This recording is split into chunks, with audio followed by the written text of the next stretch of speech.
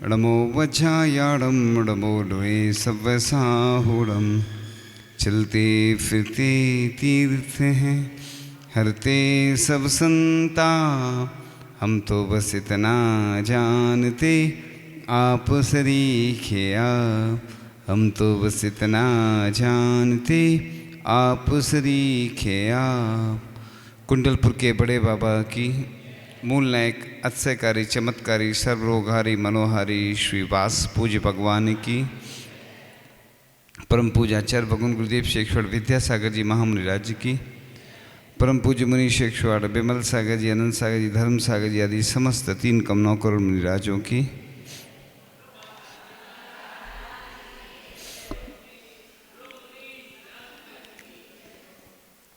आज हम चर्चा करेंगे।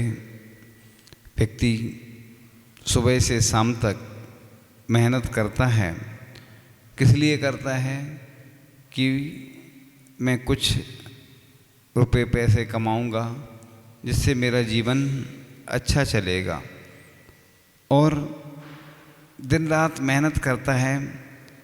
और जब बंटवारा होता है तो पैसा बढ़ जाता है, धन संपत्ति मकान दुकान सब बढ़ जाते हैं।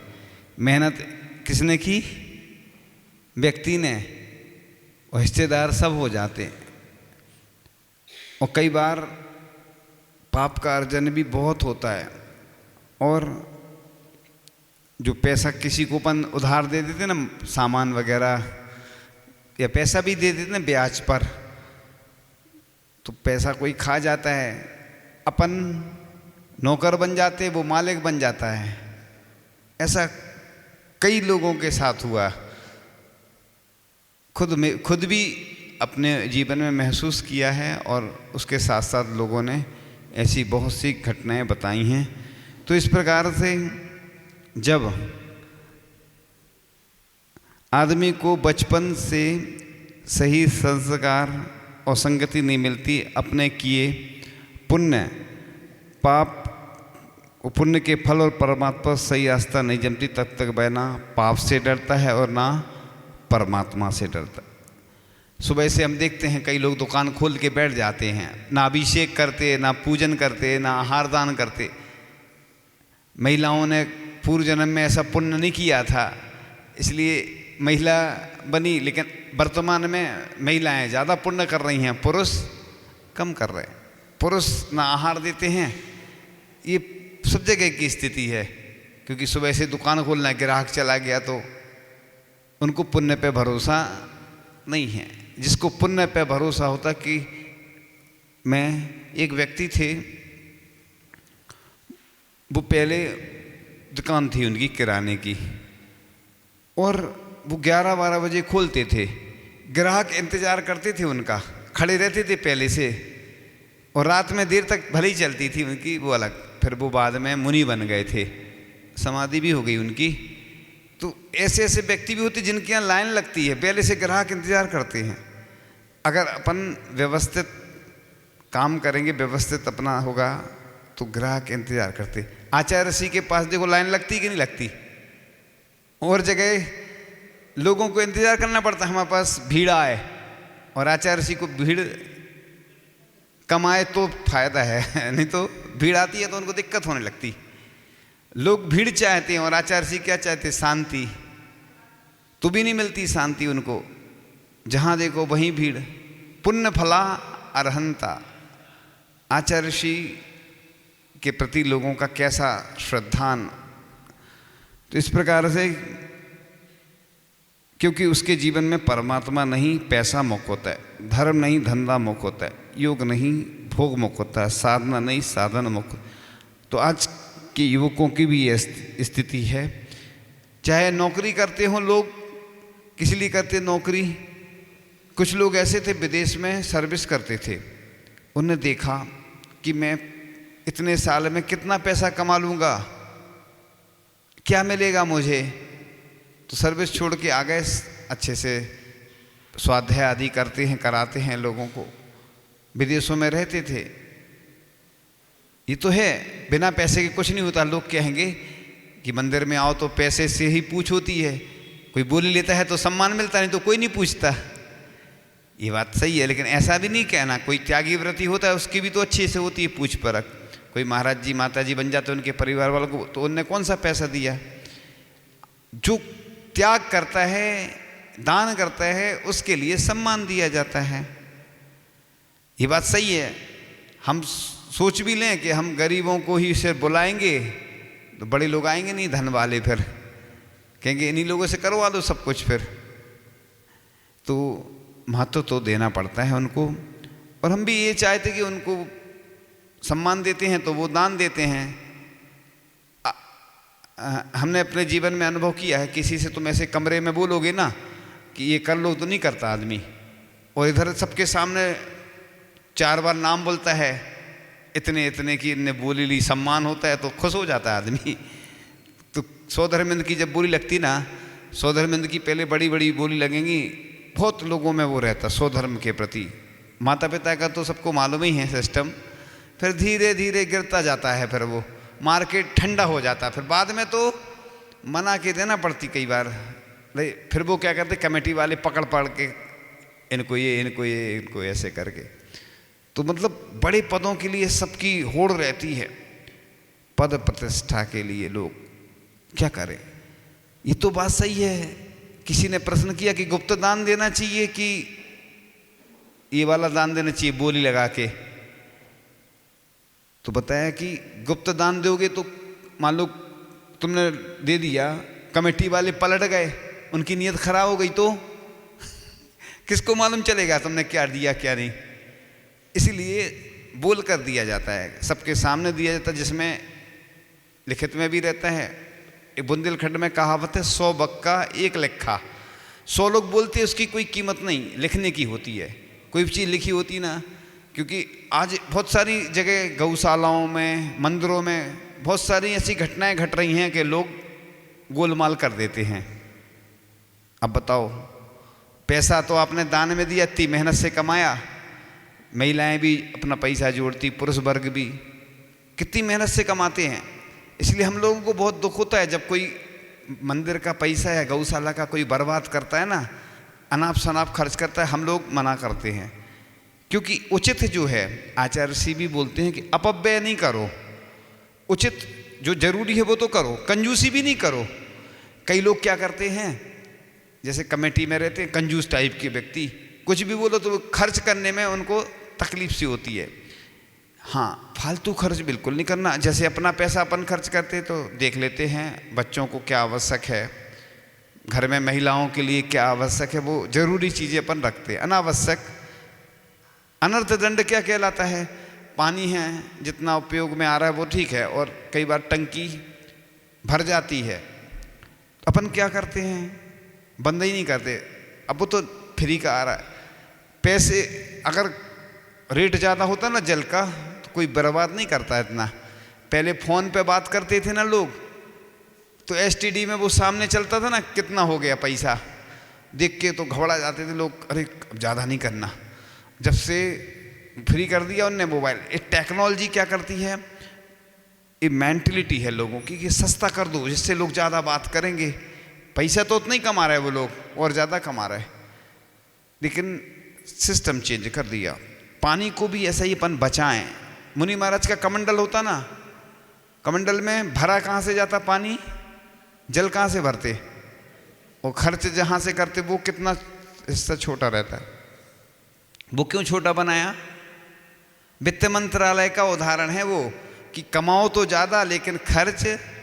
हाँ, महिलाएं क्या करती हैं, जैसे कोई चीज़ कमी हो गई है, पूर्ण बची नहीं है कोई चीज़, तो पहले ही से बोलने लगती हैं अब बची नहीं है, जबकि रखी रहती है। पुरुष वर्ग लाएगा नहीं तो महिलाएं पहले से बोलने लगती हैं कि अब। तो ऐसे ही खर्च करने को मना नहीं है, अनाप शनाप खर्च करने को मना है।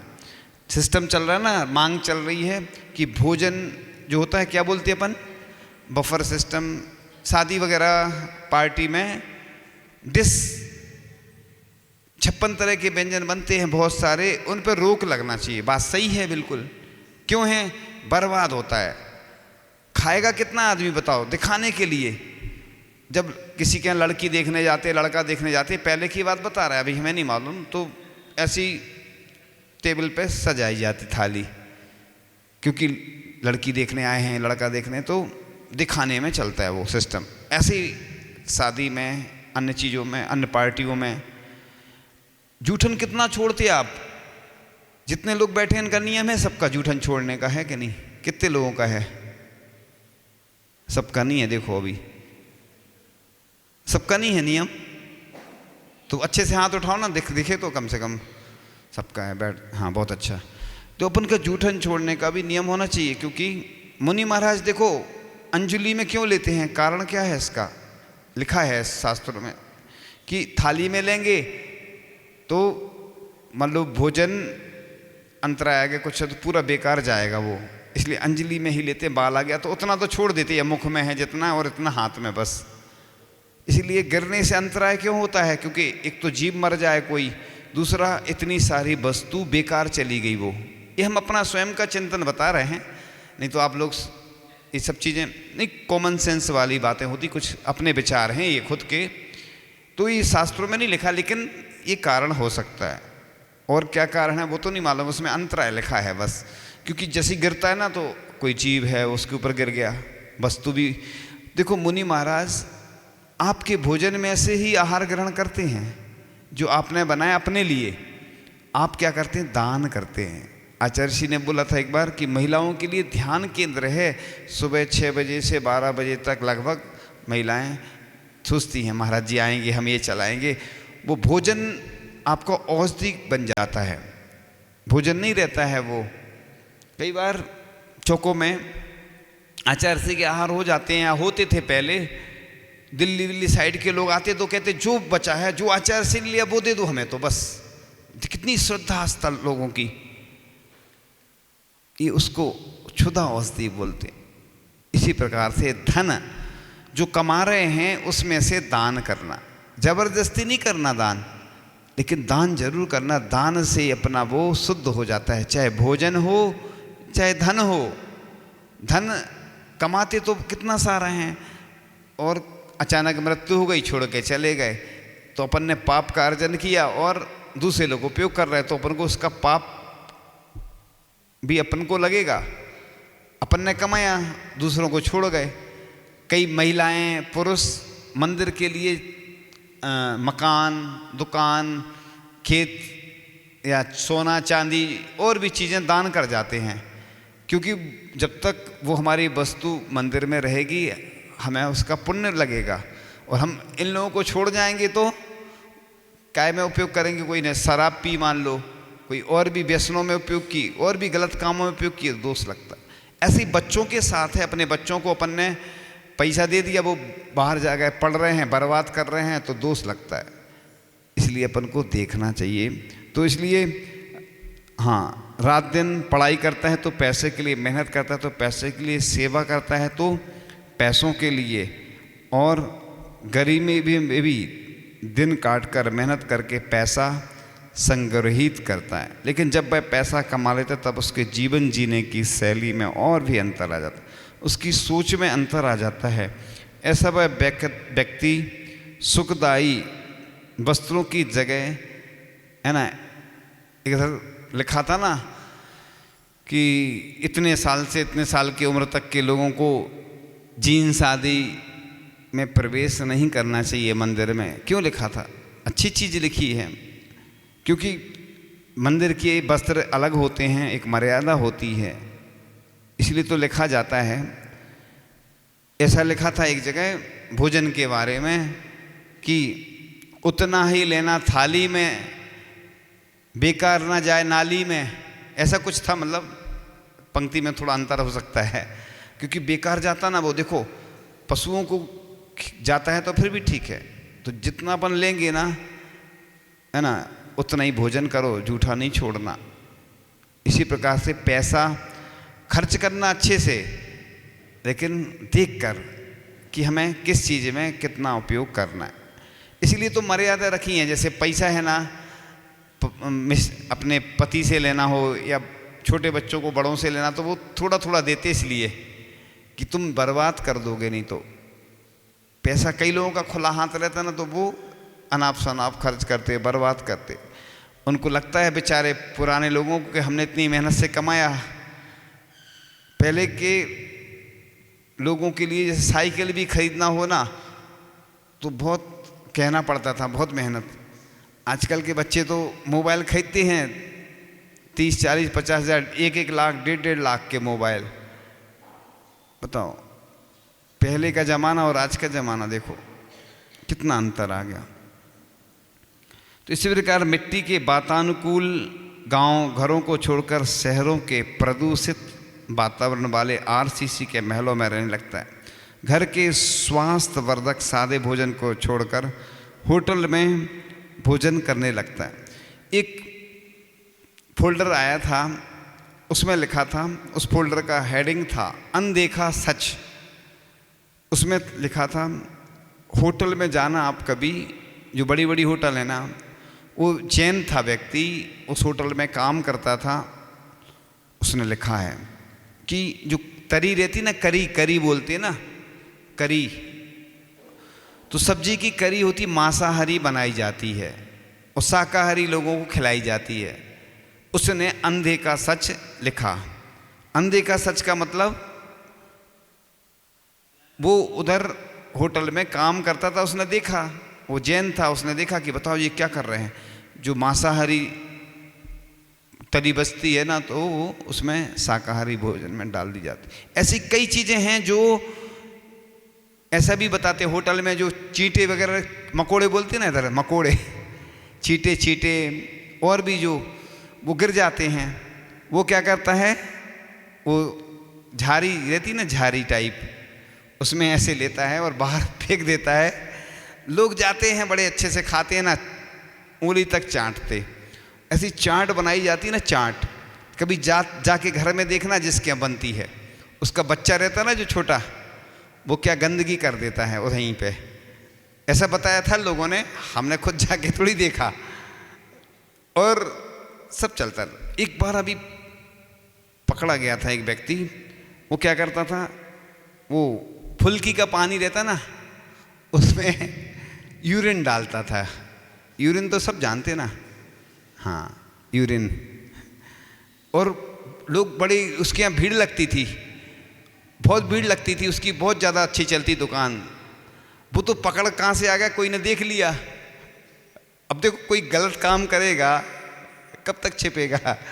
और लोग कितने अच्छे से, उसकी दुकान भी चलती थी। और फिर जब पोल खुली, ऐसी गुटखा आता ना, गुटके में भी मनुष्य का मल डला रहता, सूखा पाउडर जो आते ना गुटके, हम नाम किसी गुटके का नाम नहीं लेंगे, जितने ये पाउच आते हैं ना, तो लोग इन चीज़ों में कितना पैसा बर्बाद करते हैं। और पैसा भी बर्बाद होता है, इसके साथ शरीर का भी नुकसान होता है। फिर कैंसर हो जाता है, लोग मुंह खोलना बंद हो जाता है। जब हम लोगों के पास आते हैं, महाराज जी आशीर्वाद दे दो, अब हमारा आशीर्वाद काम नहीं करेगा। पहले तो कर जाता आशीर्वाद, क्योंकि अब तो तुम ऊपर तक निकल चुके, अब सब हो चुका, अब शरीर पूरा खोखला हो गया, कुछ नहीं होने वाला। तो इसी प्रकार से हाँ, तो सुख चैन की जिंदगी को छोड़कर भय, दुख और अशांति की जिंदगी जीने लगता है, पर उसे मोह और अज्ञान के अंधेरे में कुछ दिखता ही नहीं है। उसका विवेक, ज्ञान, धर्म सब चौपट हो जाता है। इसलिए वह व्यक्ति बस पैसे के कारण ही सब कुछ करता है। तो लोग भाग की निंदा और सराहना करते हुए नहीं थकते। इधर भाग्य और पुरुषार्थ की बात चल रही है। वे हर सफलता का श्रेय और असफलता का दोष भाग्य को देते रहते हैं। हाथों की लकीरों पर भरोसा मत करना दोस्त, कहीं लिखी थी पंक्तियाँ, तकदीर तो उनकी भी होती है जिनके हाथ नहीं होते। किसी के हाथ नहीं है तो क्या उनकी लकीरें नहीं होती, तो रेखाएं नहीं बनती हैं, तो क्या उनकी भाग्य नहीं चलता? भाग्य तो जैसा हम हर 6 महीने में रेखाएं बदल जाती हैं, कुंडली भी बदल जाती है। पहली बात तो कुंडली सही बनती नहीं है, 2 कुंडली बनती हैं लोगों की, एक शादी की अलग, ओरिजिनल अलग। शादी नहीं होती है लोगों की तो डुप्लीकेट कुंडली बनवा लेते हैं लोग। उस हिसाब से तो कुंडली तो वैसे ही सही नहीं बनती लोगों की, क्योंकि जन्म का समय जो रहता है एक्यूरेट होना चाहिए, बिल्कुल मिनट टू मिनट सेकंड में आना चाहिए। जिसका जन्म का समय सही होता है उसकी कुंडली सही बनती है, फिर उसके हिसाब से जीवन भर उसका भाग्य चलता है। अब कहते हैं ना, भाग को बदलो भागो नहीं। कई लोग भाग जाते हैं, तो यदि भाग्य इतना ही प्रबल है कि उसे हर सफलता असफलता का कारण कहाँ समझा जा सकता है, तो पुरुषार्थ का कोई महत्व नहीं रह जाता। तब परिश्रम और सूझबूझ का उपयोग करना बेकार है और मन को क्यों कष्ट में डाला जाए। तो इस प्रकार से चर्चा चल रही थी।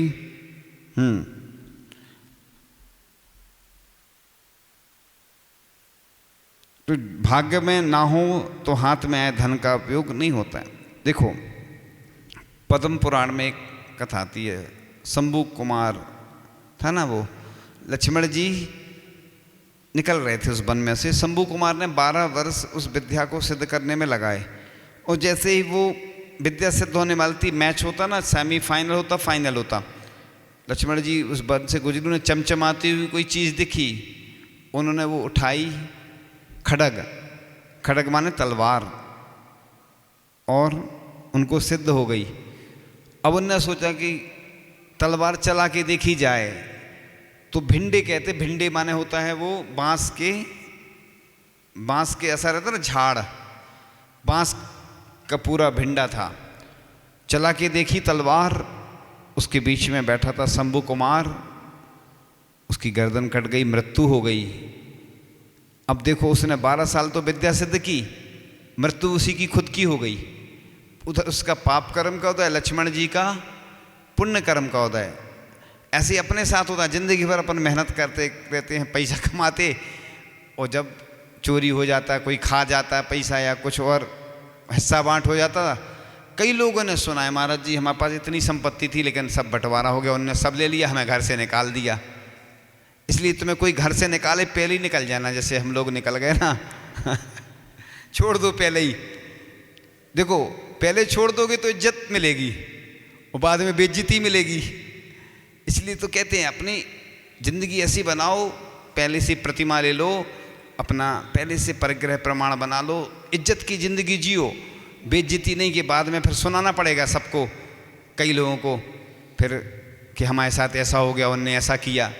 इसलिए अपनी संपत्ति का पहले से उत्तराधिकारी बना देना, व्यवस्थित कर लेना। किसी पे भरोसा मत करना, चाहे बहू हो चाहे लड़का हो। अभी तो तुम्हें वो अच्छा दिख रहा है, कब बदल जाए कोई भरोसा नहीं। फिर साधु संतों के पास ही आओगे कि महाराज जी अब उन्हें समझा दो। अब क्या समझाएं, किसी को नहीं समझाना, अपन पहले से ही व्यवस्थित डिस्ट्रीब्यूशन कर लो, हिस्सा बांट पहले से कर लो। बात का कोई भरोसा नहीं, कब कौन बदल जाए। हमने देख लिया, कई लोग आते हैं, पार्टनर ने हमें धोखा दे दिया, हमें नौकर ने ऐसा कर दिया, हमें इसने कर दिया, लोग सुनाते अपनी कहानी। कहानी घर घर की है वो। इसलिए अब आगे की बात भजन के माध्यम से आती है। चंद सांसों का खिलौना आदमी की जिंदगी, या तो हंसना या कि रोना आदमी की जिंदगी। आपका जब जन्म हो तो सांस पहले देखते, मृत्यु की करने परीक्षा सांस अंतिम देखते। सांस का रुकना है मृत्यु, सांस आना जिंदगी। जन्म मृत्यु का सफ़र है आदमी की जिंदगी। है जहाँ खुशियाँ सुबह में, शाम को मातम बही। जोड़ कर कितना भी रख लो, साथ कुछ जाता नहीं। मुट्ठी खुली हुई राख अपनी, मुट्ठी बंधी है जिंदगी। चंद मिनटों का ठिकाना, क्या यही जिंदगी। सांस है जब तक बदन में, तब तलक रिश्ते जवां। ज्यों रुकेगी सांस त्यों ही कौन किसका है यहाँ। एक कफन 2 गज जमी, फिर तीसरा, फिर 13वीं, अंत में फोटो पे माला, बस यही है जिंदगी। है सभी रिश्तों का सच क्या कौन बतलाए यही, या जनाजा या कि अर्थी अंत में वाहन यही, या कि दफनाना ज़मीं में या सिराना अस्थियाँ, दफन होना या कि जलना सच यही है ज़िंदगी। जन्म से लेकर मरण तक खेल मिट्टी के चले, खेलते मिट्टी से बच्चे, मिट्टी से औवन चले। मिट्टी में तड़फे बुढ़ापा, मिट्टी में मिट्टी मिले, एक मिट्टी का खिलौना, हाँ यही है जिंदगी। कोई कहता जिंदगी को एक जल की बूंद है, आदमी की एक हिचकी बादलों का चांद है। फर्क नजरों का है लेकिन जिंदगी तो जिंदगी, जो समझ लो वो ही लगती आदमी की जिंदगी। छंद गज़लों की तरह है एक भाषा जिंदगी, जिंदगी की चाहतों में है दिलासा जिंदगी। जिंदगी संवरी तो दुल्हन की तरह है जिंदगी, जिंदगी बिखरी तो मातम की तरह है जिंदगी। चंद सांसों का खिलौना आदमी की जिंदगी, या तो हंसना या कि रोना आदमी की जिंदगी। मेरे सवालों का जवाब दो ना। आता है पहला प्रश्न